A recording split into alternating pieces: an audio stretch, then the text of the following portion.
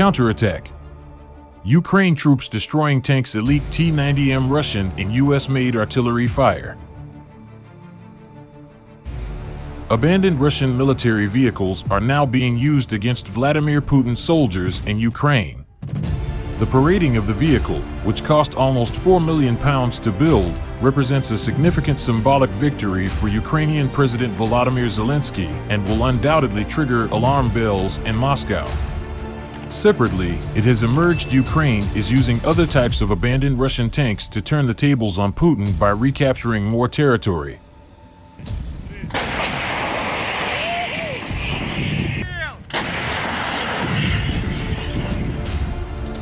The T-90M was found abandoned with one of the tracks missing but otherwise undamaged. Ukrainian troops have previously destroyed another of the battle tanks in the conflict, which followed Russia's invasion on February 24th, but this marks the first time one has actually been seized. The success should enable Kyiv and NATO allies to reverse engineer the equipment to gain valuable insights into the technology which underpins it. At the beginning of the war, Russia deployed Soviet-era tanks such as the T-72 and T-80, built more than 4 decades ago.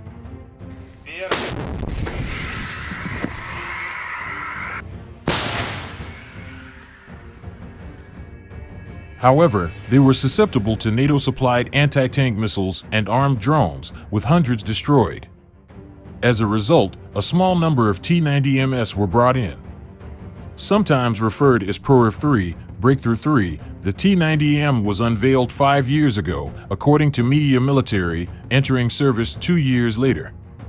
It uses a 2A46M 125mm smoothbore tank gun which is capable of firing armor-piercing fin-stabilized discarding SABO, APFSDS, high-explosive anti-tank, HEAT-FS, and high-explosive fragmentation, HEFRAG, ammunition, and 9M119M reflex anti-tank guided missiles.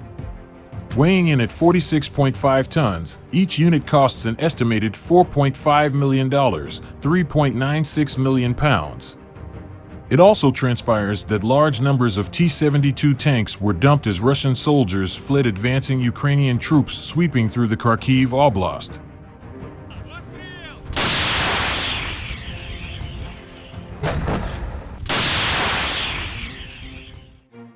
U.S. think tank The Institute for the Study of War said a Russian source additionally noted that Ukrainian troops are strengthening their grouping in Kharkiv Oblast using captured Russian T-72 tanks, suggesting that the initial panic of the counteroffensive led Russian troops to abandon higher-quality equipment in working order, rather than the more damaged equipment left behind by Russian forces retreating from Kyiv in April, further indicating the severity of the Russian rout.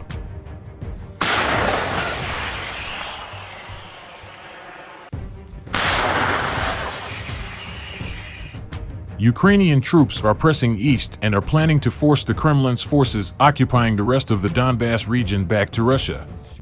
Ukraine's armed forces regained control of the village of Bilohorivka and were preparing to retake all of Luhansk province from Russian occupiers, Provincial Governor Serhiy Gaidai said.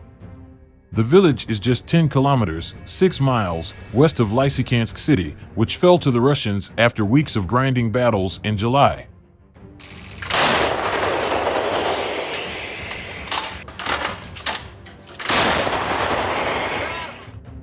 Luhansk Governor Serhiy Gaidai, there will be fighting for every centimeter.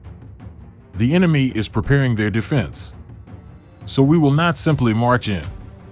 More heavy weaponry is on its way, with Slovenia this week promising 28 tanks and Germany pledging 4 additional self-propelled howitzers. Ukrainian Foreign Minister Dmytro Kuleba has urged Western nations to supply more weapons so his government can press ahead with its counteroffensive against Russian forces. And President Volodymyr Zelensky is expected to today urge UN nations to accelerate weapons and aid deliveries.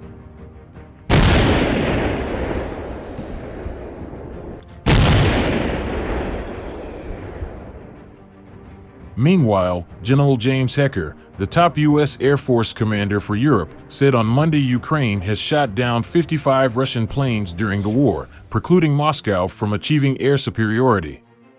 However, Ukraine's small air force lacks the capability to seize control either, creating a situation in which the two sides are embroiled in a prolonged casualty-producing struggle on the ground.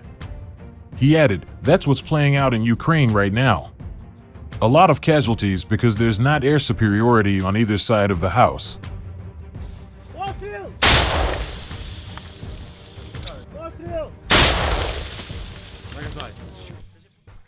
The U.S. has also provided Ukraine with HARM missiles that home in on enemy radar, which the Ukrainians are firing from their MiG-29 and Su-27 Soviet-era planes. At least 80% of Kyiv's air force is intact, according to Mr. Hecker, who said that he speaks with the head of Ukraine's air force every 2 weeks. Russian naval commanders have moved submarines away from Crimea after Ukrainian attacks deep into the peninsula, British defense chiefs said on Tuesday. They argued that the Russian president's annexation of Crimea in 2014 was partly to ensure a base there for his Black Sea Fleet, but this aim had now been weakened.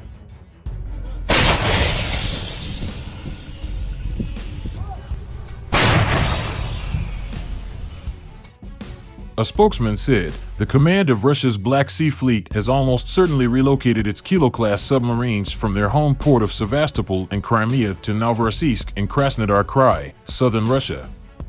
This is highly likely due to the recent change in the local security threat level in the face of increased Ukrainian long-range strike capability.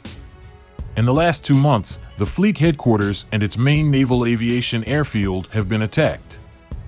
Guaranteeing the Black Sea Fleet's Crimea basing was likely one of Russian President Vladimir Putin's motivations for annexing the peninsula in 2014. Base security has now been directly undermined by Russia's continued aggression against Ukraine.